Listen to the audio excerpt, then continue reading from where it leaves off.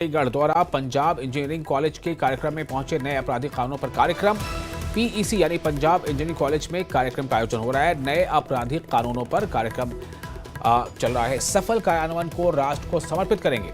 PM के साथ गृह मंत्री अमित शाह भी मौजूद हैं। पंजाब इंजीनियरिंग कॉलेज से आप ये सीधी तस्वीरें देख रहे हैं और वहां पर एक मॉडल थाना बनाने की कोशिश की गई है और उस थाने में पूरा जो ये प्रोसेस है, जो पहली कॉल अगर कहीं से आती है किसी कॉल सेंटर पे, जो पुलिस कॉल सेंटर है डायल 100 पे, उस पे कैसे रिस्पॉन्ड करना है, कैसे एक के बाद दूसरे तक ये संवाद पहुंचता है, उस बारे में पुलिस की जानकारी और उसको वहां समझने की कोशिश हो रही है।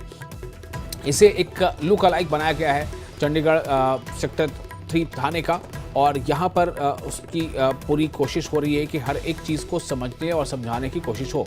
प्रधानमंत्री नरेंद्र मोदी खुद भी इसे देख रहे हैं, समझ रहे हैं करीब से पूरे इस डेमोन्स्ट्रेशन को और जाहिर है कि टेलीविज़न के ज़रिए से, न्यूज़ 18 के ज़रिए से आप तक भी ये चीज़ें पहुँच रही हैं, आप भी इसे देख समझ रहे हैं। तो ये पूरा जो नए आपराधिक कानून जो 3 है, जिसमें भारतीय न्याय संहिता है, भारतीय नागरिक सुरक्षा संहिता है और भारतीय साक्ष्य अधिनियम, इसके तहत सफल कार्यान्वयन को राष्ट्र को समर्पित करना असल उद्देश्य है। इन कानूनों का उद्देश्य है भारत की न्याय व्यवस्था को अधिक पारदर्शी यानी ज्यादा ट्रांसपेरेंट बनाना, तेज और आधुनिक समाज की जरूरतों के अनुसार बनाना, साथ ही पुराने कानूनों को हटाना और न्यायिक प्रणाली को दंड से न्याय पर केंद्रित करना है। इसीलिए आज के कार्यक्रम का विषय सुरक्षित समाज, विकसित भारत, दंड से न्याय तक है।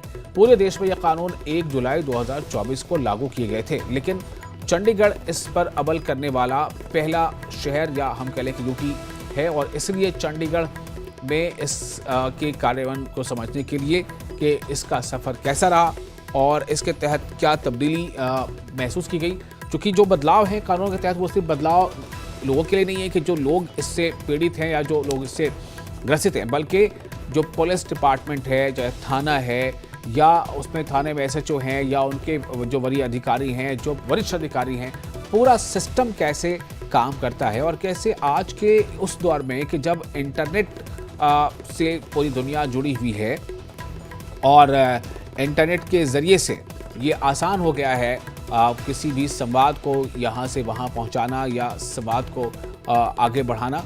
तो ऐसे में अब थाने में कितने रिफॉर्म्स आ सकते हैं, उसकी कोशिश यहाँ पर है कि वो तमाम रिफॉर्म्स थाने की जो इसमें यहाँ पर इसमें समाहित की गई है। तब आपको ये भी बताते हैं कि 3 नए आपराधिक कानून कौन कौन से हैं। देखिए, पहले जो भारतीय दंड संहिता थी, यानी इंडियन पेनल कोड जो 1860 की थी, उसे वो अब है भारतीय न्याय संहिता। यहाँ पे आप देखिए दंड को हटाकर न्याय, यानी भारतीय दंड संहिता की बजाय भारतीय न्याय संहिता, ये उसका एक पहला, इससे आप पता चल जाता है कि इसमें जो तब्दीली है, ये बदलाव जो है, ये बदलाव अंदर और क्या बदलाव लेकर आएगा। दूसरा, दंड प्रक्रिया संहिता 1973, इसके जगह जो हो गया अब वो है भारतीय नागरिक सुरक्षा संहिता, यानी दंड संहिता की जगह पे ये अब है भारतीय नागरिक सुरक्षा संहिता। दंड प्रक्रिया सहित जो अब इसका नाम बदला गया है वो है भारतीय नागरिक सुरक्षा संहिता।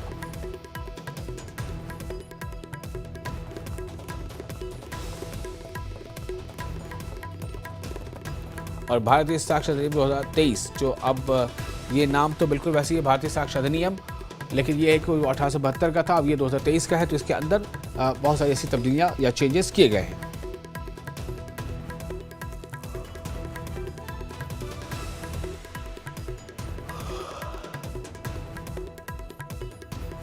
इसके साथ एक और अहम बात यह है कि जो ये बदलाव किए गए हैं, इससे फ़र्क क्या पड़ा है।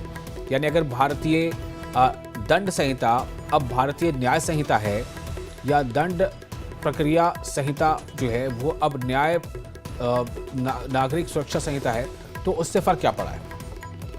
3 नए आपराधिक कानूनों से क्या बदला, देखिए इसमें आपको ये बताते हैं कि कैसे एफआईआर, जांच और सुनवाई की समय सीमा जो है उसमें फ़र्क पड़ा है।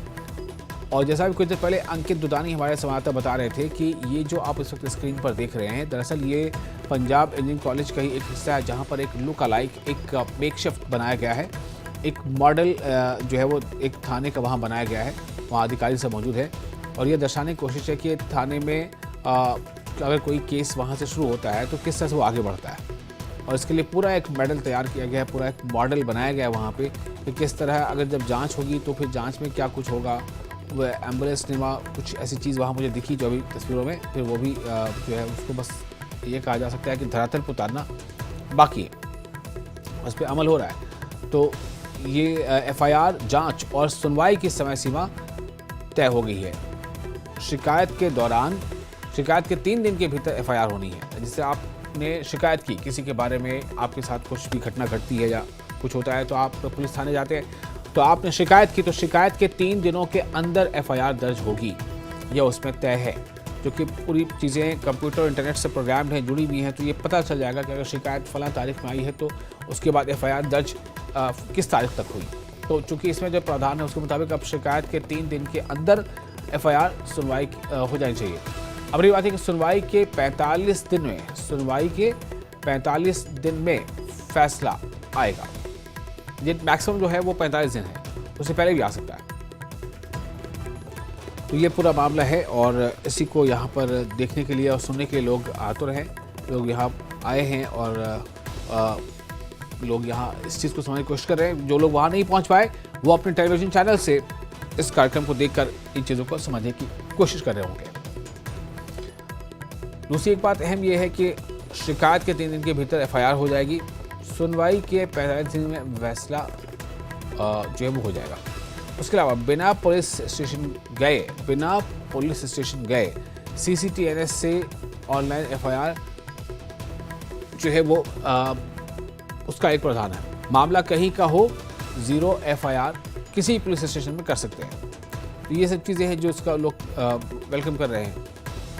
बिना पुलिस स्टेशन गए और इसमें सीसीटीएनएस से ऑनलाइन एफआईआर का भी इसमें जो है प्रावधान है। मामला कहीं का भी हो, 0 एफआईआर किसी भी पुलिस स्टेशन में दर्ज हो सकती है। 0 एफआईआर किसी भी पुलिस स्टेशन में दर्ज हो सकती है। अब सिर्फ 15 दिन की जगह 90 दिन तक दी जा सकती है पुलिस रिमांड। और आतंकवादी हैं उसमें जो आतंकवादी कृत्य हैं, टेररिस्ट एक्ट, आतंकवादी कृत्य जो पहले गैर कानूनी गतिविधियां यानी रोकथाम, रोकथाम अधिनियम जैसे विशेष कानूनों का हिस्सा थे, इसे अब भारतीय न्याय संहिता में शामिल किया गया है। संगठित अपराध में 3 साल की सजा का प्रावधान है। पहले इसे लेकर राज्यों के अलग अलग कानून थे, लेकिन अब इसमें ये जो है एक यूनिफाइड कानून होगा। संगठित अपराध जो ऑर्गेनाइज क्राइम है, तो संगठित अपराध में 3 साल की सजा का प्रावधान, पहले इसे लेकर राज्यों के अलग अलग कानून थे। शादी का झूठा वादा कर यौन संबंध बनाने को भी अब जो है गंभीर श्रेणी में डाला गया है। शादी का झूठा वादा कर यौन संबंध बनाने को विशेष रूप से अपराध के रूप में पेश किया गया है। इसके लिए 10 साल तक की सजा होगी। व्याभिचार और धारा 377 जिसका इस्तेमाल समलैंगिक यौन संबंधों पर मुकदमा चलाने के लिए किया जाता था, इसे अब हटा दिया गया है। जांच पड़ताल में अब फॉरेंसिक साक्ष्य जुटाने को अनिवार्य बनाया गया है। तो ये कई ऐसी चीजें हैं और ये आप देखिए बड़ा एक अच्छा यहाँ पर इसे समझने और समझाने की कोशिश हो रही है। पूरे जो चंडीगढ़ का एक सेक्टर का थाना है, उस थाने की पूरी यहाँ पर एक लुक अलाइक यानी मेकशिफ्ट बनाई गई है। उस जैसा एक यहाँ पर पूरा सेट बनाया गया है और उस सेट में किस तरह से पूरा एक थाने की पहली रिपोर्ट से लेकर के वरीय अधिकारी और वरिष्ठ अधिकारी तक की पूरा मामला कैसे ट्रैवल करता है, उसको समझाने की कोशिश हो रही है। और फिर वो जांच के प्रक्रिया से क्या होती है और तमाम चीज़ें जो एक किसी भी जो क्रिमिनल एक्ट के साथ वो चीज़ें बढ़ती हैं या कोई किसी हादसे के साथ वो चीज़ें आगे बढ़ती हैं, तो पहले जो कॉल सेंटर्स हैं या जो रिसीवर्स हैं शिकायत की वो काम किस तरह से कर रहे हैं, फिर वो इन्फॉर्मेशन को कहाँ आगे पहुँचा रहे हैं, फिर उसके बाद जो वरीय अधिकारी तक वो बात कैसे पहुँचती है, फिर वरिष्ठ अधिकारी का रोल उसमें क्या होता है, जो नागरिक हैं उनके लिए क्या क्या प्रावधान है कि उनके बारे में उनकी अपनी सेफ्टी या उनका प्रावधान क्या है। जो सबसे बड़ी बात इसमें जो चेंज है वो मैंने आपको बताया कि एक और अहम बात, जो अहम पॉइंट वो ये है कि अब सिर्फ मौत की सज़ा पाए दोषी ही दया याचिका दाखिल कर सकते हैं। यानी अगर किसी ऐसे दोषी को जो कन्विक्टेड है और उसे सजाए मौत सुना चुकी है कोर्ट, तो दया की अपील जो है सीधे उसी दोषी की तरफ से ही आ सकती है। कोई थर्ड पार्टी, कोई सामाजिक कार्यकर्ता, कोई तीसरा व्यक्ति या दूसरा व्यक्ति इसके बारे में कि उस शख्स को जिसने अपनी सज़ा पूरी कर ली है उसको जीवन दान दे दिया जाए, तो वो नहीं हो सकता।